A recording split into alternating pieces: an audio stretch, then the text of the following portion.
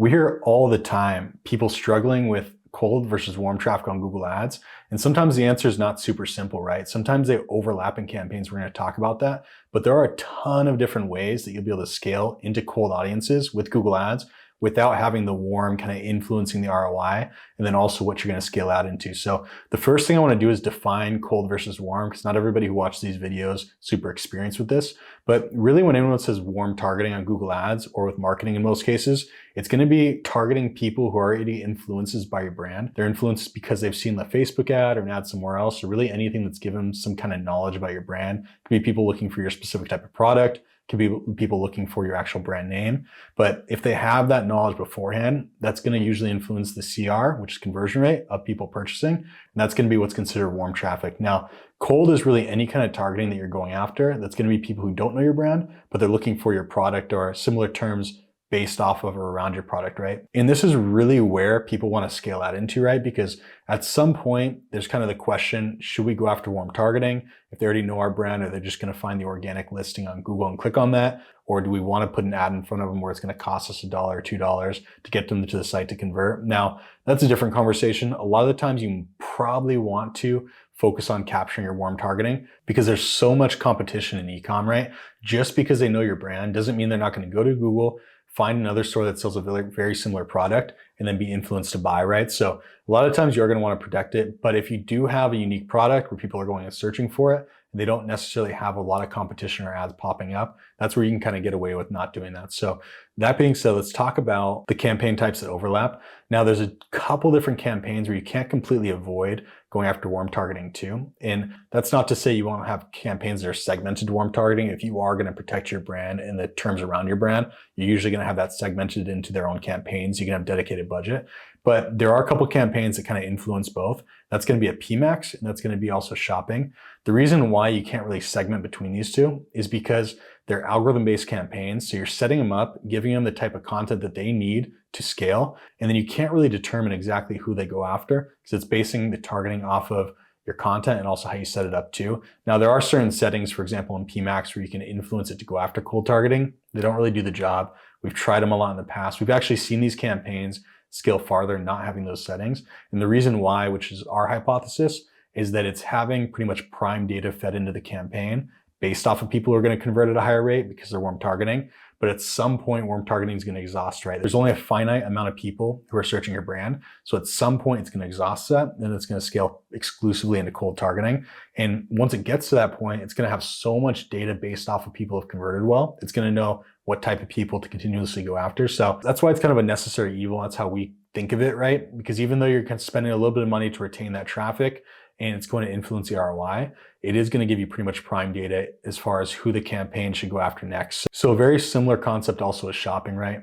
You can't dictate if it goes after warm or cold, but at some point you're going to scale past warm. And then once that hits, you're going to go exclusively into cold. And that data is really going to help you get to that next stage. So aside from that, then it goes to the campaigns where you can exclusively go after cold traffic. The biggest campaign that you can do this with is generally going to be search, right? Because you're really dictating what people are going to be targeted by, which is going to be keywords.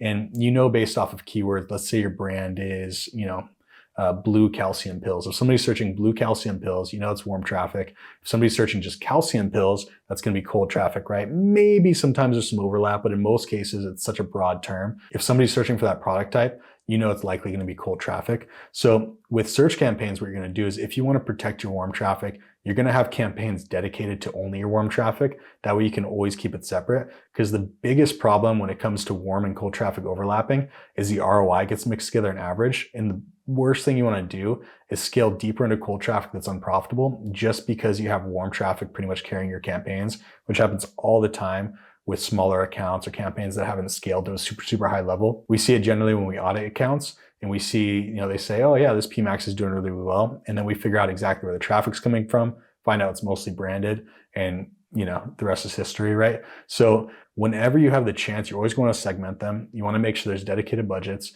when you have a warm campaign, ROI is always going to be higher. You really won't be able to scale it super high because at some point, like I said, you'll exhaust the amount of people searching those terms. But on the cold side, when you have those segmented, you're going to see only off of cold traffic, what is the ROI like, which is going to be very black and white as to whether that's going to be profitable or not. So that's why you want to keep them separately. The next is really going to be YouTube campaigns. If you're doing YouTube as well, there's going to be very fixed audiences. You can go after terms, you can go after in-market affinity. We won't get into that in this video, but it'll be very simple to segment them so you can have them separate. There's also going to be warm forms of markets in the YouTube side of things, which you can keep separate. So, there's things like display and discovery and stuff like that. We won't talk about those because we always talk about why you don't want to use those. But really when it comes to cold, there's going to be search and YouTube. When it comes to warm and cold overlap, it's going to be PMAX and shopping. The last thing is really being mindful of when you're running a campaign like PMAX and shopping, how warm traffic on the front end is going to influence your decision making. Now, like I said, super common. Whenever you launch one of these, it's always going to feed off of branded traffic first, which is how the campaigns work, which means you're going to have an overinflated conversion rate and then also, low CPA. Pretty much all the numbers are going to be amazing. But once you start exhausting some of the warm traffic, you start scaling into cold, that's when your ROI is going to start declining. And the biggest thing you want to avoid is scaling the campaign up and ROI coming down, and then pretty much leveraging the warm traffic to have an inflated ROI. But you're just losing money, right? Because you might be scaling into cold traffic that's unprofitable. And if you do that, and at some point you're hitting that point where you really break even, you're really just losing money, right? Cold traffic's just eating your budget and you're not going to have the ROI that's sustainable. But what you really want to see is when you start scaling the campaign is having some kind of sustainable ROI. Like you might go from, let's say, a 6x to a 3x, which most people are happy scaling with a 3x, but you don't want to see a super high drop off. If you see it going from, let's say, a 6x to 1.5 or 2x, that's usually going to be the scenario where you're scaling into cold traffic that's not profitable. But if you see some level of sustainability, that's where you can really start pacing and scaling it and scaling and scaling it, right? So just be very mindful of that drop off. If you see that sustainability, you're pretty much in the clear to keep scaling. But if you see a very heavy drop off, it's probably because your products are not converting within that campaign into the cold traffic properly. And then you're just going to lose money because you're eating the actual ROI from the branded traffic. So just make sure, go at a pace, be mindful of the drop off. If you don't see a sharp drop off, that means you're having some level of sustainability in the cold traffic, and then you can keep scaling. That's really it for this video. If you want more content on these topics, how we build and scale these campaigns, make sure to like and subscribe. We always appreciate it. But thanks again. See you in the next video.